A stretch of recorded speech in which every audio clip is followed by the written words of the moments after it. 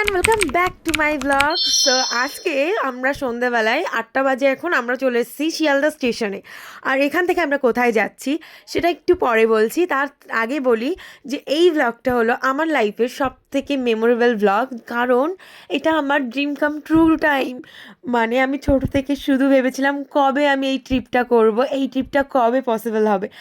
আর ভগবান চেয়েওছেন, সেটা পসিবল করে ফেলেছেন। আমরা অলরেডি বেরিয়ে পড়েছি। তো আমাদের টি শার্টের লোগোগুলো দেখো, দেখে তোমরা বুঝতে পারবে যে আমরা কোথায় যাচ্ছি। আর এটা দার্জিলিং মেল দাঁড়িয়ে আছে, মানে আমাদের ট্রেনটা ঢুকেছে। কিন্তু আমরা কিন্তু দার্জিলিং যাচ্ছি না। তো আমাদের পাহাড় প্রেমী লোগো দেখে তোমরা বুঝেই গেছো যে আমরা পাহাড় যাচ্ছি।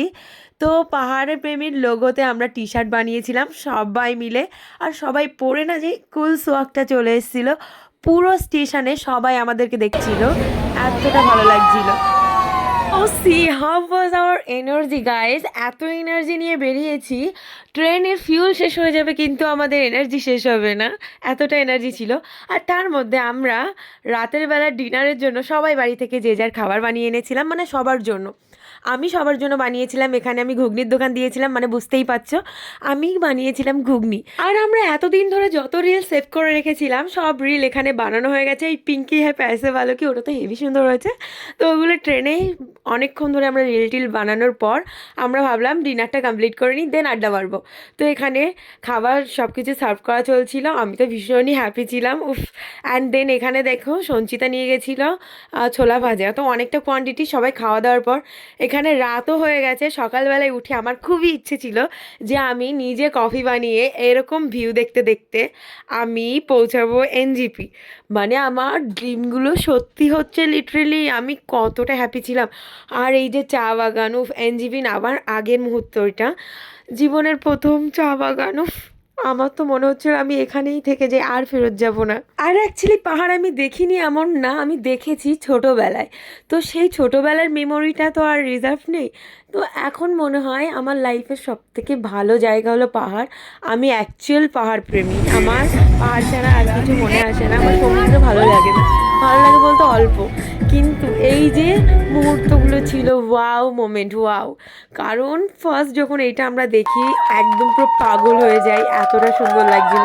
আর তার মধ্যে দেখো এত সুন্দর পাহাড়ের ভিউ, আর তাই সেই পাহাড়ে যদি স্বপ্নের গাড়িগুলো ক্রস করে, কোথায় রেঞ্জ রোভার ক্রস করছে, কোথায় আবার মার্সিডিস। উফ, মনে হচ্ছিল ভাই এখানেই স্বর্গ, আর কোথাও কিছু দেখতে পাচ্ছি না। শুধু ভাবছিলাম হ্যাঁ রেঞ্জ রোভারটা নিজের থাকলে খুবই ভালো লাগতো। কিন্তু আনফর্চুনেটলি ভগবান যেটুকু দিয়েছে সেটুকু নিয়েই হ্যাপি থাকো। তবু হ্যাপি হয় না মন, এরকমও অবস্থা। দেন আসে ফাইনালি দিস মোমেন্ট। মনে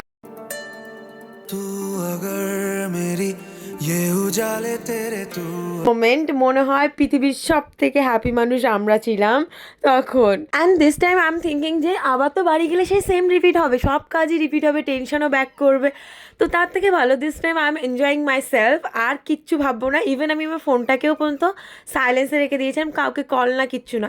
দেন আমরা একটা রেস্টুরেন্টে যাই অ্যান্ড সেখানে প্রথম পাহাড়ের চাউমিন এনজয় করি। আর যখন স্বপ্নের জিনিসগুলো হতে থাকে তখন যদি ভালো ভালো গান বাজে ব্যাকগ্রাউন্ডে, তাহলে কেমনটা মনে হয় একবার তোমরা শুনে বলো। ও দেখো জরা পর্বতোं पे ঘটায়। নাজারা যদি এত সুন্দর হয় তাহলে ব্যাকগ্রাউন্ড মিউজিকের সাথে নিজেকে মনে হয় স্বর্গের অপসরা। আর তার সাথে চলে এসেছিল সিকিমের এন্ট্রেন্স, দেখে তো ভীষণই হ্যাপি ছিলাম। সবাই ঘুমাচ্ছে, ঠিক আছে, ঘুমান, পরে বলবো ঘুমায়নি। পেছনে সব কটা ঘুমাচ্ছে, ঠিক আছে, এরা জেগে আছে, আমি জেগে আছি।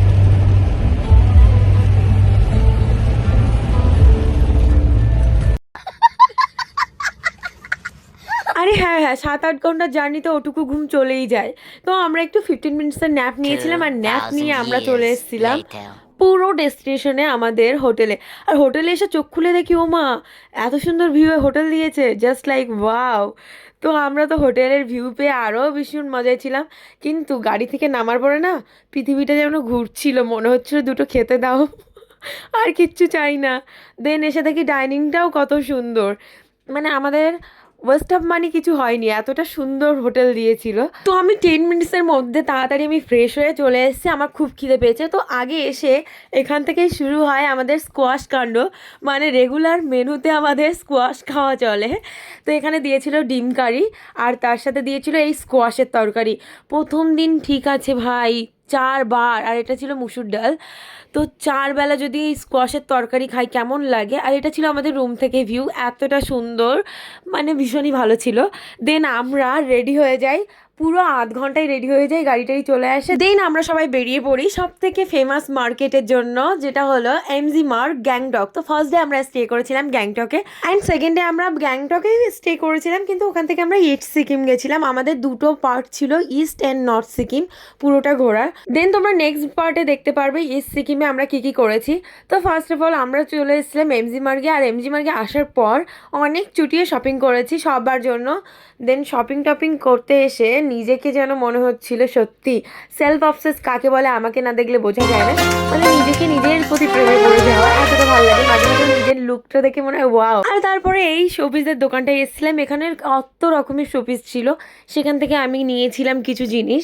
এই যে যেমন ফ্রিজ ম্যাগনেট নিয়েছিলাম, ছোট ছোট বুদ্ধা কিছু ফ্রেম নিয়েছিলাম, এগুলো অনেক কিছু নিয়েছিলাম, সেগুলো আর দেখানো হয়নি। দেন আমি এসেছিলাম এই দোকানটায়, যেখানে এসে আমার এক দেখাতে পছন্দ হয়ে গেছিলো এই মাফলারটা। তো আমি এটা নেবই নেব, কারণ আমার মাফলার নিড ছিল। তো ভাবলাম এখান থেকেই নিয়ে নিই, আর খুবই সুন্দর। তারপরে এইটা আমি এখান থেকে নিই, আর এখানের কোয়ালিটিটা খুবই সুন্দর ছিল। দেন এটা যেহেতু আমাদের ফার্স্ট টাইম গ্যাংটকে যাওয়া, তো লাল বাজারে তো যাওয়া মাস্ট। তো লাল বাজারে গিয়ে আমাদের ফার্স্ট এই গানটা মনে পড়েছিল, লাল বাজারে গলির মোড়ে পান দোকানের খরিদ্দার, পাকের আলিয়া দূরে মে নাম ছিল তার গুলবাহার। তো এরকমই আমরা গান গাইতে গাইতে যাচ্ছিলাম, ভীষণই মজা হচ্ছিল।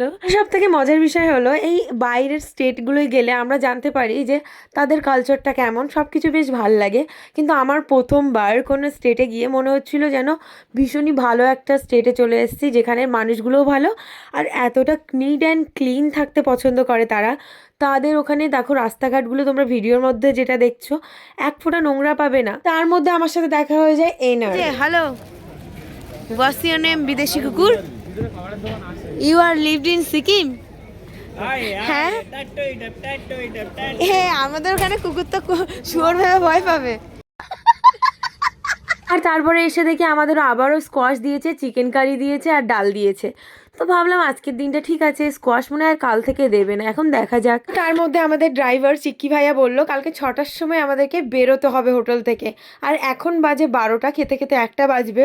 এখন তোমরা ভেবে নাও তোমরা কটায় উঠবে, আমরা ভাবছি কখন উঠবো। উঠতে এসে ঘুমাতে নেই, এই কথা মাথায় রেখে আমরা আড্ডা মেরে যাবো। নেক্সট ডে দেখা হচ্ছে গাড়িতে ঘুমাতে ঘুমাতে।